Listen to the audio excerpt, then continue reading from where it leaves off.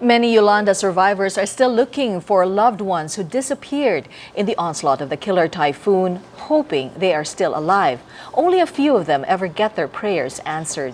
Dave De Castro tells us the story of a father and son who were reunited 1 month after the tragedy and when all hope was nearly lost. Having spent most of his time in Manila, Johnny Pineda was fretful after hearing news that Super Typhoon Yolanda also ravaged Palo Leyte in November last year. In the province alone, at least 300 people were reported dead, and Johnny thought his father was among those who died in the calamity. Yung kasi dati binabalita, lang Tacloban hindi yung lugar namin, Palo. Yung mga katagalan na nabalita na din yung Palo nga madami daw patay, halos was out ng mga bahay. Kaya una pala yung kinabahan na ako. But there was much reason for him to worry about his 70-year-old father. Arthur Pineda recalled how he spent more than 3 hours swimming in floodwaters that dragged him at least a kilometer away from his home. Alone in his house, Pineda said he woke up to strong winds at 4 a.m. the day the super typhoon arrived, but it only took an hour for floodwaters to reach the height of trees. Nung nasa aming bahay, mayroon na tubig. Malaki ng tubig. Tumakbo ko sa labas, sinilip ko yung papuntang dagat. Yung nakita ko sa dagat, malaki ng alon. Pineda said his instincts told him to hold on to driftwood and other debris as waves crashed onto land.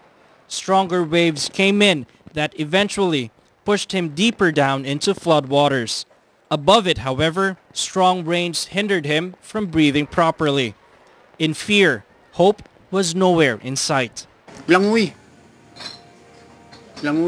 Sus, kusog ang kuwan, malakas yung ulan. Pag malakas ang ulan, wala na ko nakikita yung kuwan, mga niyog, kahoy. Wala ko nakikita, natatakot na ko yan. Iniisip ko, oh Lord, huwag mo ako kuanin, patayin. Buhayin mo na lang ako. Holding on to faith, Pineda said big pieces of debris continued to come his way, which helped him stay afloat in the middle of a raging current. He was eventually led to higher ground along the highway, where he waited for the flood to subside, as dead bodies slowly surfaced, including his family. Maraming nag-iiyakan. Patay nun, nakita ko yung kuwang ko, naglalakad kami, nakita ko yung asawa ng pamangkin ko, at saka anak niya, patay na. Patay yung kaibigan ko. Yung dalawa kong na pamangkin, patay. Yung kapatid ko na babae, patay. Ang asawa niya, patay.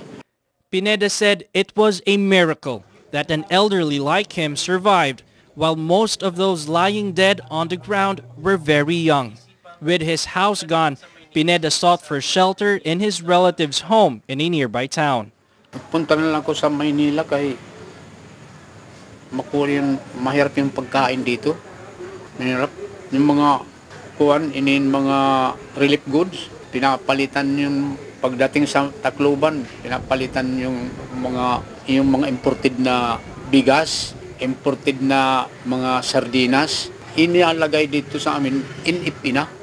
For 1 month, Arthur Pineda's son, Johnny, could not contact his father. Even after sending a messenger to Palo, he was only told that his father was nowhere to be found, until he received a phone call in December. May tumawag sa akin na doon sa may evacuation center, sa may Philippine Science, may tumawag sa akin na buhay yung tatay mo. Dahil tuwang-tuwa ako. So kahit buhay pala, tatay. Thankful, Johnny eventually brought his father to Manila, where they now both operate a small barbecue grill as they recover from the trauma. With the coming new year, both father and son plan to return to the province and begin a new life. Dave De Castro, 9 News.